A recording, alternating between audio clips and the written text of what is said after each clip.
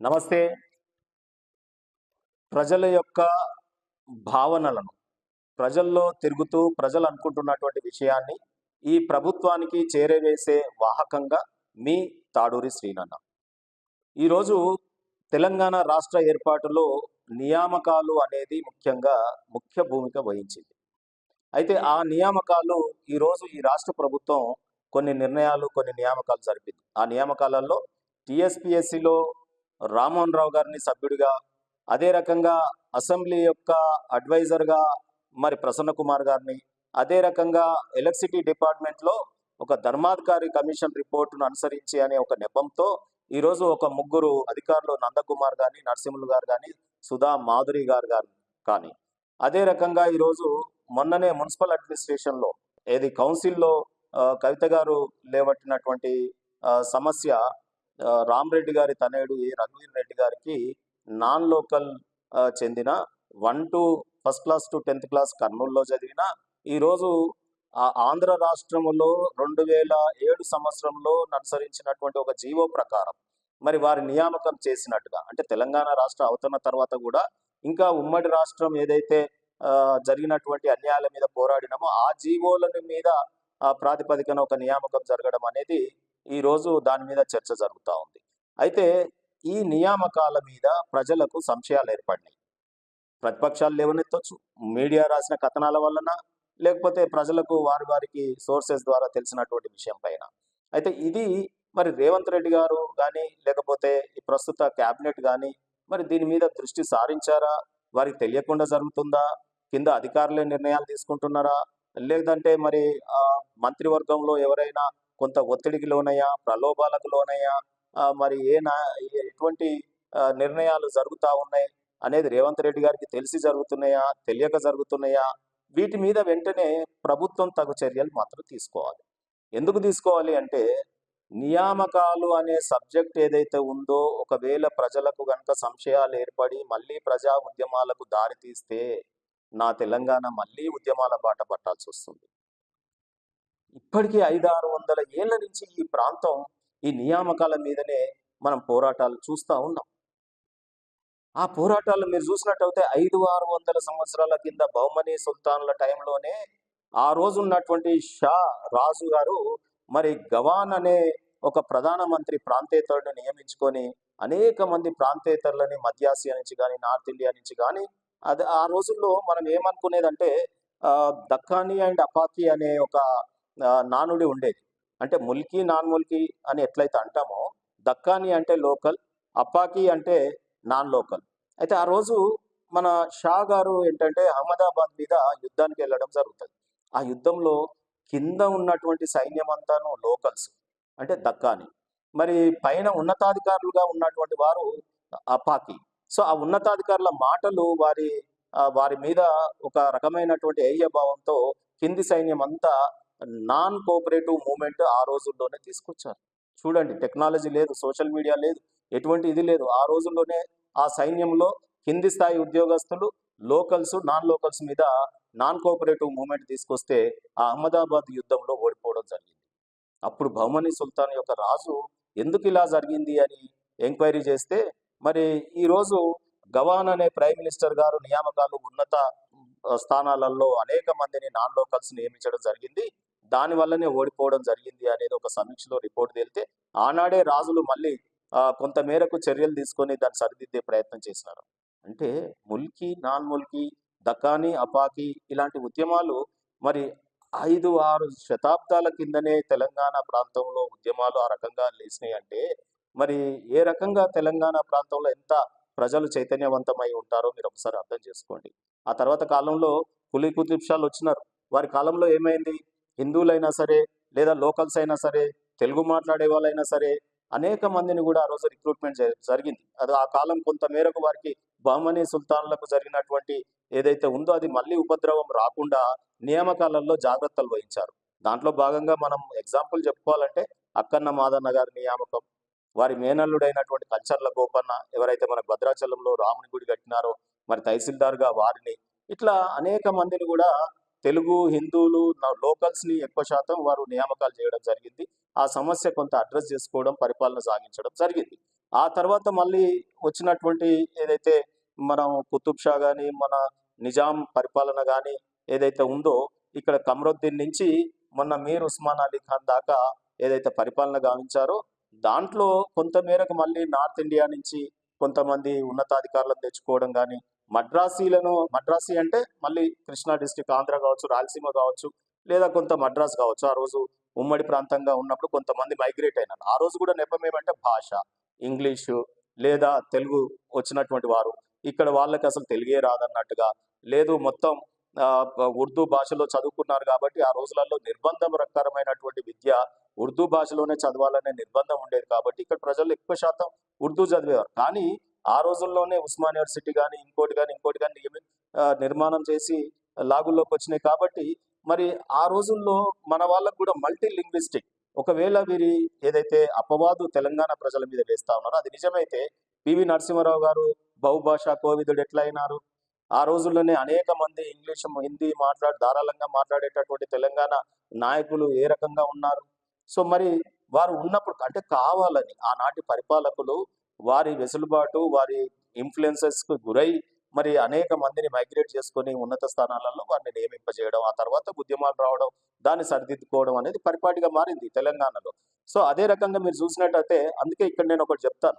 కమరుద్దీన్ ఎవరైతే మొదటి కుతుబ్ షాహీల పాలనలో మరి మొదటి పరిపాలకుడు ఉన్నారో వారు ఎవరో కాదు, ఆ కమరుద్దీన్ గారికి ఒక అవార్డు బిరుదు కూడా ఉండేది, చిన్ పిలిచ్ ఖాన్. సో చింకిచ్ ఖాన్. సో చింకిచ్ ఖాన్ అంటే ఏంటంటే వారు కుర్ర కత్తి లాంటి వారు, అంటే 7 ఏళ్ల వయసులోనే ఒక 3000 మంది సైనికులకు నాయకత్వం వహించిన వారు. మరి నేను ఇక్కడ ఏమంటున్నంటే చింకిచ్ ఖాన్ మన రేవంత్ రెడ్డి గారు ముఖ్యమంత్రి గారిని పోలుస్తా ఉన్నాడు. ఎందుకంటే చిన్న వయసులో ఇంత పెద్ద పార్టీలో సీనియర్స్ని కాదని వారు ముఖ్యమంత్రి కాగలిగినారు కాబట్టి మరి ఆనాటి రాజుతో నేను పోల్చడానికి ఉద్దేశంతో ఒక పాజిటివ్ సెన్స్తో నేను మాట్లాడుతూ ఉన్నాను.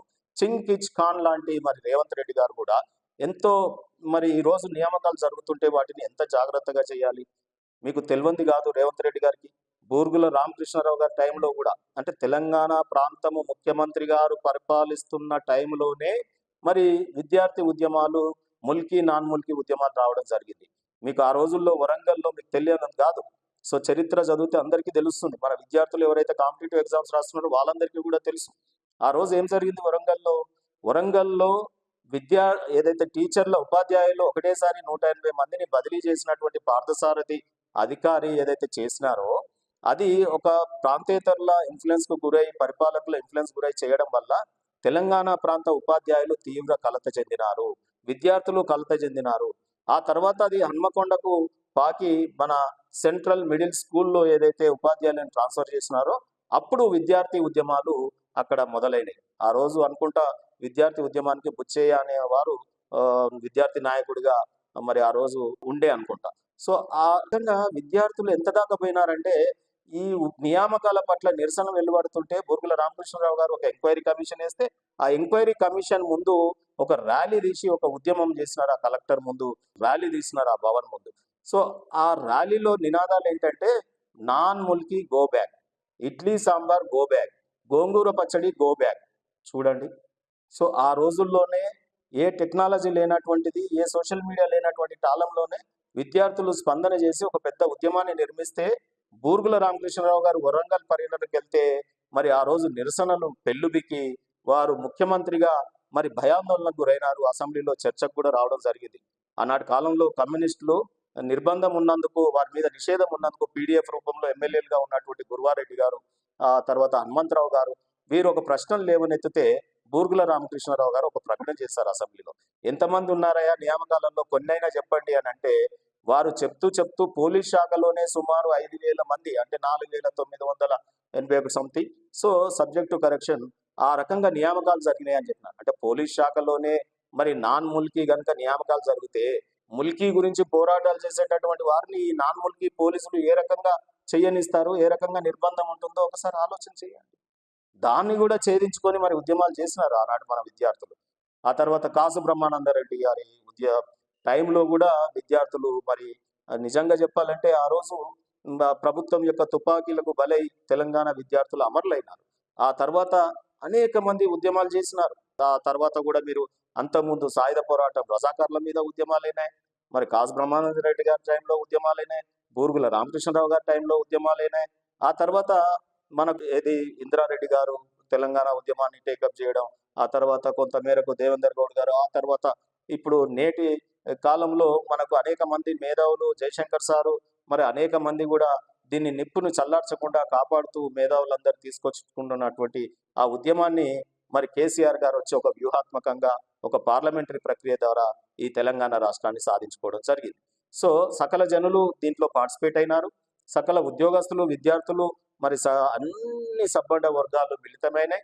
మరి అందులో ముఖ్యంగా కేసీఆర్ గారు లీడ్ తీసుకొని ఒక రాజకీయ పార్టీని తద్వారా ఒక రాజకీయ శక్తిగా మారి తెలంగాణనే తనకు తాను పరిపాలించుకునే విధంగా ఒక రాష్ట్రాన్ని సాధించుకొని ఈరోజు మనం దేశ పటములో ఈరోజు తెలంగాణ ఒక నెంబర్ 1గా మనం అన్నిట్లలో నిలిచి ఉన్నాం.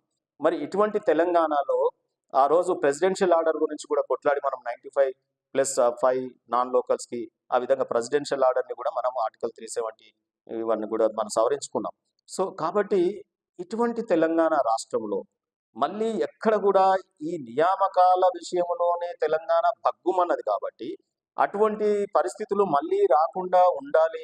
ఈ తెలంగాణ రాష్ట్రం, నేను ప్రజాస్వామికవాదిని, ప్రభుత్వాలు పార్టీలు ఏవైనా కావచ్చు, ఈరోజు ప్రజల చేత ఎన్నుకోబడిన ప్రభుత్వం 5 ఏళ్ళు మనుగడ సాగించాలి. స్థిరమైన పాలన, శాంతి భద్రతతో కూడిన తెలంగాణ ఆ ప్రభుత్వం నిర్వహించాలని కోరుకుంటున్నా. అటువంటి క్రమంలో ఉంటేనే తెలంగాణ రాష్ట్ర అభివృద్ధి సాధ్యమవుతుంది. సో ప్రజలు ఎన్నుకున్న ప్రభుత్వాన్ని 5 ఏళ్ళు సుస్థిరమైన పాలన ఉండాలి, ఎలాంటి ఉద్యమాలకు తావుండొద్దంటే ముఖ్యంగా ఇలాంటి నియామకాలతో బీజం మళ్ళీ ప్రాంతేతరుల నియామకాలతో బీజం పడితే కనుక అది మొలకెత్తి మరి వటవృక్షమై రేపు మళ్ళీ ఉద్యమాలకు దారితీస్తే మళ్ళీ ఇన్ని శతాబ్దాల కాల పాటు పోరాడి తెచ్చుకున్న తెలంగాణలో ఇప్పుడిప్పుడే అసలు అభివృద్ధి సంక్షేమం ఎట్లుంటుందో చూస్తున్నటువంటి క్రమంలో మళ్ళీ ఉద్యమాల బాటన ప్రజలు పడితే తెలంగాణ చాలా ఇబ్బందుల పాలవుతుంది కదా. తెలంగాణ రాష్ట్రం మళ్ళీ తెలంగాణ తల్లి చాలా మరి ఎన్ని కష్ట నష్టాలు ఓడ్చుకొని ఈరోజు ఇప్పుడిప్పుడే ప్రపంచ పటంలో మనం తెలంగాణ రాష్ట్రాన్ని చూస్తూ ఉన్నాం. ఇవాళ మన ముఖ్యమంత్రులు దావోస్కి వెళ్తా ఉన్నారు, అమెరికాకి వెళ్తా ఉన్నారు, లండన్కి వెళ్తా ఉన్నారు. తెలంగాణ ప్రతినిధిగా అక్కడ మనకు ఒక చౌక్ పెట్టుకొని మరి అక్కడ పెట్టుబడులను ఆకర్షిస్తూ ఉన్నారు. Hats off to these governments. So earlier government అయినా ఈ గవర్నమెంట్ అయినా వారి ప్రయత్నాలు చేస్తూ ఉన్నారు. ఇటువంటి తెలంగాణలో, ఇంత శాంతియుతంగా ఉన్న తెలంగాణలో మరి ఈ నియామకాల పట్ల సంశయాలు ఏర్పడినాయి. మళ్ళీ ప్రాంతేతరుల నియామకాలు జరుగుతూ ఉన్నాయి. అందులో టీఎస్పీఎస్సి, అందులో మళ్ళీ ఎలక్ట్రిసిటీ, ఏ డిపార్ట్మెంట్లలో అయితే ఉద్యమాలు లేచినాయో ఆ డిపార్ట్మెంట్లలో మళ్ళీ నియామకాలు జరిగితే మరి మళ్ళీ ప్రజలకు సంశయాలు ఏర్పడితే మరి ఆ రకంగా ప్రజలు మళ్ళా ఒక భావోద్వేగానికి గురవుతారని చెప్పి ఒక ఆవేదన కలుగుతూ ఉన్నది. అందుకే ఈ ప్రభుత్వాన్ని అందులో ముఖ్యంగా మన ముఖ్యమంత్రి రేవంత్ రెడ్డి గారికి మరి వారి క్యాబినెట్ సహచరులకి నా యొక్క విజ్ఞప్తి ఏంటంటే ఈరోజు వెంటనే ఒక క్యాబినెట్ సబ్ కమిటీని నియమించి ఆ సబ్ కమిటీలో కూడా తెలంగాణకు పోరాడినటువంటి వాళ్ళు ఉన్నారు. మనకు పొన్నం ప్రభాకర్ గారు కావచ్చు, ఇంకోరు కావచ్చు. సో ఆ రకంగా తెలంగాణకు చాలా నిక్కచ్చిగా పోరాడినటువంటి మంత్రులతో ఒక సబ్ కమిటీ వేసి మరి ఈ నియామకాల పైన మీరు చెయ్యండి. ఇంకా అంతకు ముందు కూడా 10 yearsలో ఏమైనా ఇంకా జరిగినాయా, ఇప్పుడు మీ పీరియడ్లో జరుగుతున్నాయా, వీటి మీదనే కాకుండా రేపు జరగబోయే నియామకాల మీద కూడా ఒక నిశితమైనటువంటి ఒక పరిశీలన ఉండేటట్టుగా ఈ సబ్ కమిటీని ఏర్పాటు చేసి మరి అటువంటి నియామకాలు జరగకుండా మళ్ళీ తెలంగాణలో ఉద్యమాలు రాకుండా చూడాల్సిన సంపూర్ణమైన బాధ్యత ఈ ప్రభుత్వం మీద ఉంది. కాబట్టి వెంటనే నా యొక్క డిమాండ్ ఏంటంటే ఈ నియామకాల పట్ల, గతంలో జరిగిన నియామకాల పట్ల, మీరు చేసిన నియామకాల పట్ల, అందులో రేపు చేయబోయే నియామకాల పట్ల ఈ సబ్ కమిటీని వేసి పరిశీలన చేసి మాత్రమే నిర్ణయాలు తీసుకోవాలని కోరుతూ జై తెలంగాణ, జై తెలంగాణ.